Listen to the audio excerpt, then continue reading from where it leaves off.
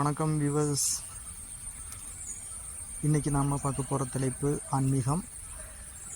This video is sponsored by Zen Reviews. வாங்க ஆன்மீகம் பற்றி பேசலாம்.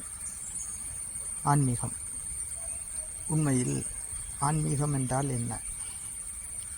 நாம் பலரும் ஆன்மீகம் என்றதுமே வழிபாட்டு தலங்களுக்கு செல்வது, இறைவனை துதிப்பது, பாடுவது, கொண்டாடுவது, மகிழ்வது, இவை அனைத்தும் ஆன்மீகம் என்று நினைக்கிறோம்.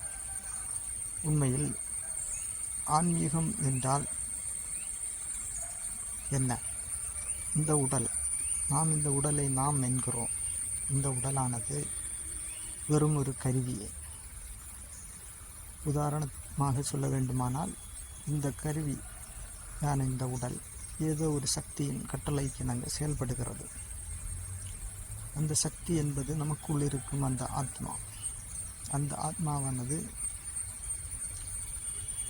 இந்த உடலை இயக்குகிறது. நாம் வாழ்நாளில் அந்த ஆத்மா எனும் அந்த ஒரு சக்தியை உள்நோக்குவது கிடையாது.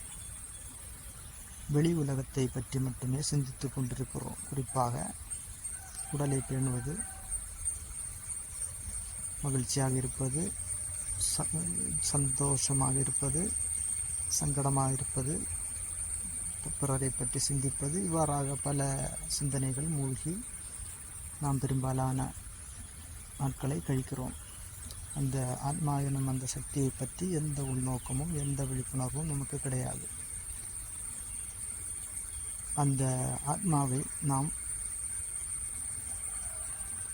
மேம்படுத்த வேண்டும். உள்நோக்கி அந்த ஆத்மா என்னும் அந்த சக்தியை, உயிர் சக்தியை, அந்த வெளிச்சத்தை நாம் அடைந்தோமானால் ஞானம் பெற்றுவிடுவோம்.